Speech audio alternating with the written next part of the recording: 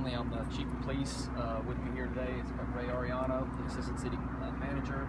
I've got Devin Desai, the Police Monitor. Margaret Moore, the District Attorney, is here, along with members of the Executive and Command staff. We are here to give updates on an officer-involved shooting that occurred earlier this evening.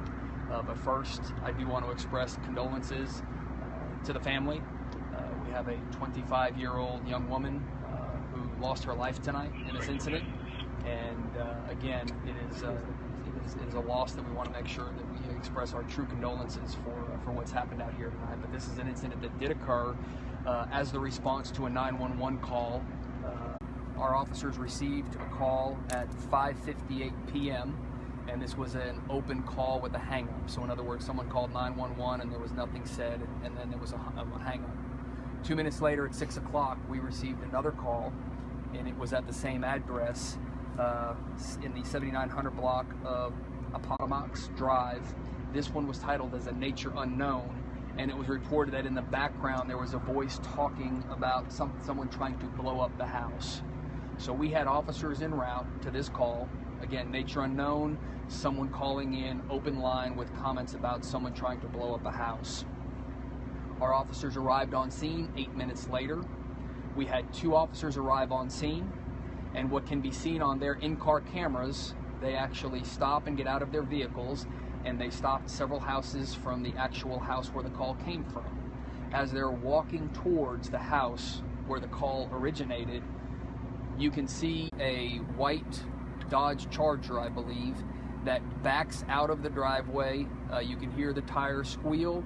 The vehicle then turns in the direction of the officers, accelerates at a high rate of speed, and drives directly at both officers. Both officers realized the threat and fortunately were able to jump out of the way. They did have to jump into the lawn to avoid being struck by this vehicle. The vehicle then is out of the frame of the video camera. The officers then hurriedly head back to their car while reporting over the error that they had just been, someone attempted to run them over. As they get in their cars, you can see that same vehicle traveling back the other direction, again at a high rate of speed. So at this point, our officers go in pursuit of this vehicle, again, that had attempted to run them both over.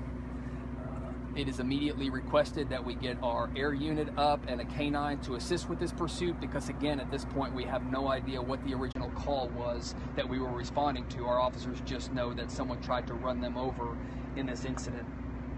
This pursuit went on for several minutes throughout the neighborhood that we're in. There were several changes of directions, and the suspect driver actually crashed into another car at the intersection of Manchaca and William Cannon up the road, and then continued on. Our officers remained in pursuit.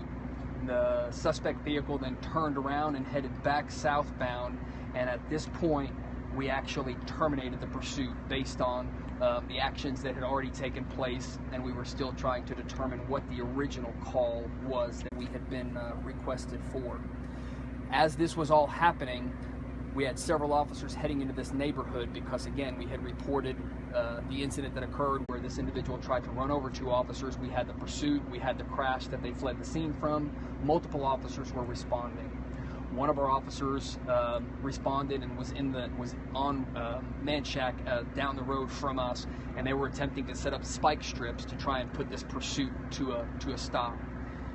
What you can see on that officer's in-car camera is you can see the suspect vehicle heading southbound on Manchaca at a high rate of speed, and again, the vehicle crosses over the center line in an attempt to run this officer over. And fortunately, again, this officer was able to jump out of the way and not get struck by this vehicle. The vehicle then goes maybe 100 yards, it's out of control, it hits the curb, it crashes into a telephone pole, and it ends up in a yard right across the street. At this point, the officer broadcasts that the suspect attempted to run him over, and he then begins to approach the vehicle, realizing that it is most likely disabled. And again, we have to find out what's going on. This individual has tried to kill 3 police officers now, and again, came from the house where we still had some type of an unknown disturbance. The officer gets up to the vehicle, and he is at the back of the vehicle. He is giving commands to the driver to show their hands, to put their hands out. Multiple commands are being given. Based on the positioning of the officer's vehicle, again, the officer was here to set up spike strips and his vehicle was facing northbound. The incident occurred on the other side of the vehicle, so at this point we do not have any video that captures this incident, nor do I think we will once we review everything based on the positions. What the officer has told us in our preliminary understanding is that he was at the rear of that vehicle and he was giving commands to this driver that had just attempted to run him and others over to show their hands, to get out of the vehicle. The driver ultimately steps out of the vehicle with her back to our officer. He is again giving commands to show their hands. The subject at that point starts looking to the left where there's a wooded area. The officer is at this point thinking there may be a foot pursuit, but ultimately she ends up turning around. The officer said she raises her right hand above her shoulder and has a knife in her hand and begins to come at him at a fast rate of speed, at which point he gives multiple commands to drop, drop, drop, and ultimately he fires his weapon once she is so close that he felt his life was in danger. At that point, he broadcasts that shots were fired and again immediately begins to render medical assistance.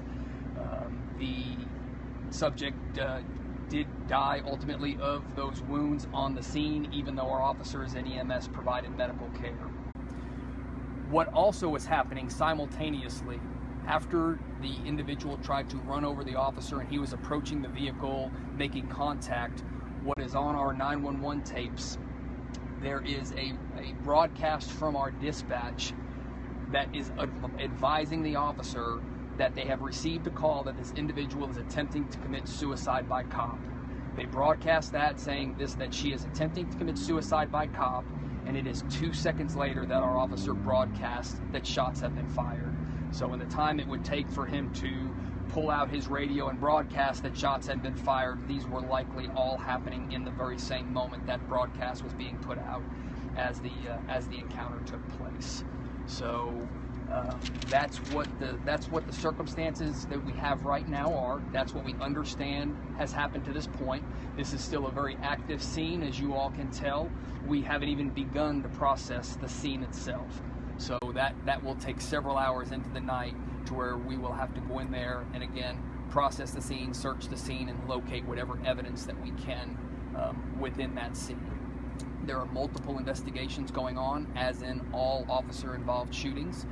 The district attorney's office is here, as I mentioned earlier, and they are conducting an investigation along with our special investigations unit to determine the legality of the actions here from a criminal perspective. And then our own internal affairs division is here along with the Office of Police Monitor, and they're conducting an internal investigation for administrative compliance with policy. So those are the investigations that are ongoing. The officer involved in this incident has been with the Austin Police Department for 4 years, and he will be placed on administrative leave, as is our standard practice in all officer-involved shootings. And again, I just want to close with the same thing that I opened with, that although the circumstances tonight were tragic, and although this individual attempted to run over several police officers, it is with a heavy heart that I do give the deepest condolences to her family. Again, a young woman, 25 years old, with just really tragic circumstances tonight. But that's what has got us here today, and with that I'll open it up for any questions. How did the dispatcher know that she was attempting to commit suicide by cop? Someone called into 911 and reported that, and that will be part of what we'll understand. Did that call come from the house where we were originally responding to, but someone called in to report that. Is this something that this woman said she was going to do, or was this speculation from someone near her? Again, that's part of the ongoing investigation. What we know is we know that we received a call from someone that was stating that that was what she was intending to do tonight. With the call coming in that there was someone trying to blow up the house, did you guys find any evidence of explosives or anything to indicate that that was an actual call or an actual problem? I have no information that there was ever any attempt to blow up the residence. Are all the officers okay? Our officers involved in this incident are okay. Several of them, obviously they had to get out of the way of the moving vehicle and all of that, but they are okay physically. Obviously, an incident like this weighs heavily on officers. This is not anything that any officer ever wants to be involved in. And so outside of the trauma that they will too go through physically, though they did not fortunately sustain any injuries beyond that. What about the driver of the other car that she crashed into overtly? I don't have the condition on that driver. I've not been made aware that there were serious injuries. How many officers total were involved when the shooting occurred? There was only one officer involved when the shooting occurred. Did that car ever actually hit the spike strips? I do not believe that vehicle hit the spike strips. That will be uncovered as we further investigate this to determine whether there's any damage to the tires. But at this point, I don't have any information that they did hit the spike strips. Do you know how many shots were fired by the officer at the suspect? I do not. That'll be part of the ongoing investigation. She came at him with a knife. That is what he reported, yes. Can you describe the knife? I've not seen the knife. As I said, we're still processing the scene right now. We're still working to recover evidence. Was the knife recovered, though? We've not recovered any evidence yet. We're still processing that scene. We've talked to you before about how we process this. We go in with video equipment and photography equipment and all that. We want to document the scene before we really go in there to do any disturbing. And so, other than just a preliminary look at the scene to see what we can see right away, we have not yet done a thorough search.